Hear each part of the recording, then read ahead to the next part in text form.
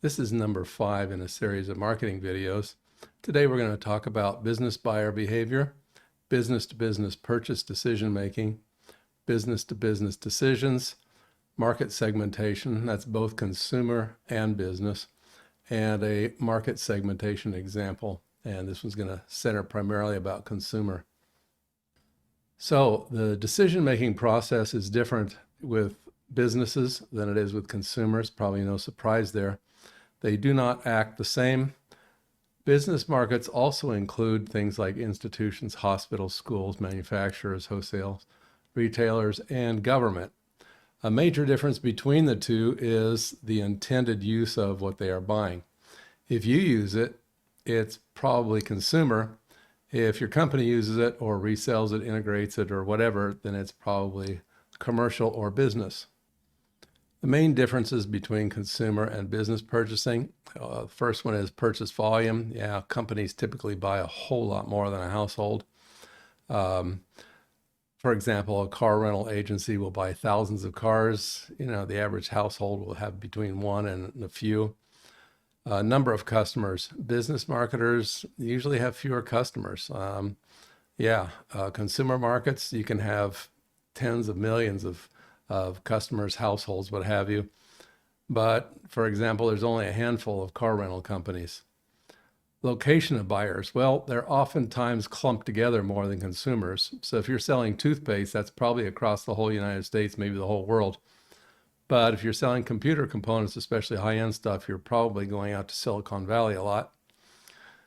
Direct distribution. Business sales are usually direct to the buyer. There's no middleman, there's no intermediaries.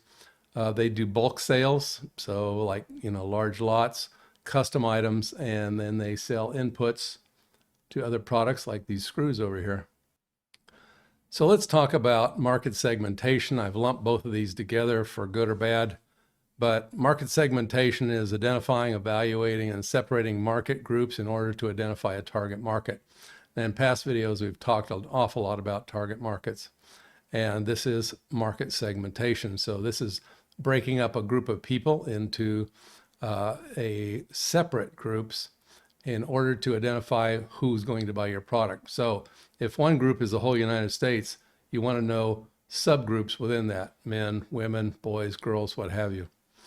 So the second definition that I paraphrase from the American Marketing Association is dividing a broader target market into smaller, more homogeneous groups based on shared characteristics, needs, or behaviors, so businesses can tailor their marketing efforts and products to specific segments.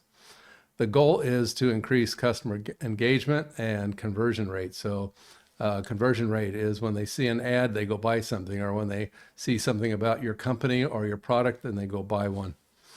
So the example is to turn awareness into an information search into a sale. Get them to sign up for emails, notifications. So you want them to take action at that point. That is what a conversion is. So going from seeing or hearing something into taking action, hopefully a purchase.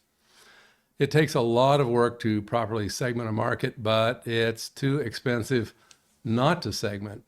So I was giving a lecture, and after the lecture, some people came up to me. This is in Asia, and they had a plan to create a retirement village because, people are aging out. A lot of countries are aging out. People are getting older, and they were going to build a retirement village. And I said, well, that's good. Okay, that's a nice idea.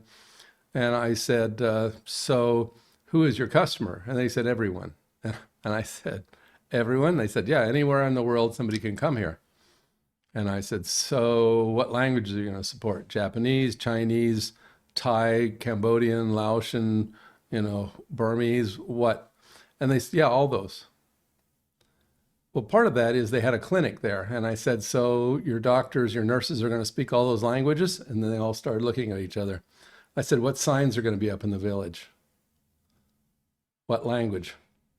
They all looked at each other. So clearly, they had not thought about this. But can you imagine trying to have doctors that are trained in all those languages, nurses, people at the reception desk, signs, all that stuff?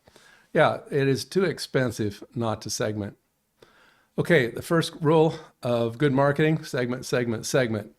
If you think you are something for everyone, then you are nothing for nobody. And I will repeat this over and over again. There are 5 ways to segment consumer markets. The first one is demographic: age, education, gender, income, social class, house size, household size. So for example, it could be education, boomers, 100,000 plus salary, upper middle class, 6-person households, anything like that.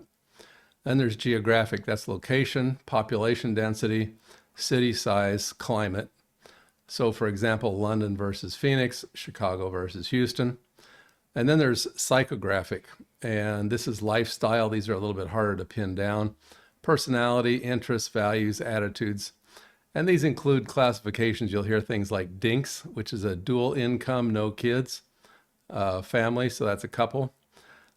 Introverted, extroverted, travel, no travel.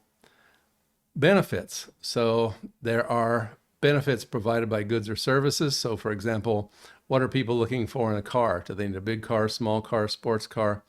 What do they need in a doctor? General doctor, specialist, investment services, and so on. Volume, the amount of use. So are they light versus heavy users? Daily, weekly, monthly. So these are all different ways to segment markets. Now here is a pretty typical chart that marketing will come up with as they work towards segmentation. So for example, this is vehicles, and these are the different groups. So they have broken people up by age, which is the most common method. And so here you have the Gen Alpha, and we're not sure what kind of cars they're going to buy yet, but Gen Z, the target vehicles would be Chevrolet Trax, Bolt EUV, Millennials, an Equinox, a Terrain, an Invista. Gen X, so getting older, Traverse, Acadia, and a Cadillac EV maybe. Baby boomers and silent generation, okay? So let's look at the appeal. Under Gen Z, the appeal that would be considered, in other words, this is the way you're going to try to appeal to the customer, is the ability to afford it. Is it eco-friendly? Do they have tech features like Apple CarPlay, Android Auto, sound features, music? For millennials, it's going to be versatility for urban and suburban life, safety, fuel economy, things like that. Gen X, family space, reliability, value for money. You see these are changing with age. Baby boomers, okay, comfort, performance, premium feel, towing capacity, recreation, and finally the silent generation, smooth ride, luxury, minimal tech complexity. And the marketing focus, okay, Gen Z, social media campaigns. So you're going to go through influencers, internet. Over here, you're not going to go through internet. So this is going to vary as these people get older. You're going to see, like, for example, Gen X is still more influenced by things like television ads. Okay, so this is a very typical chart to put together as part of your market segmentation. Okay, well, that is the end of video 5. On to 6, which is market research.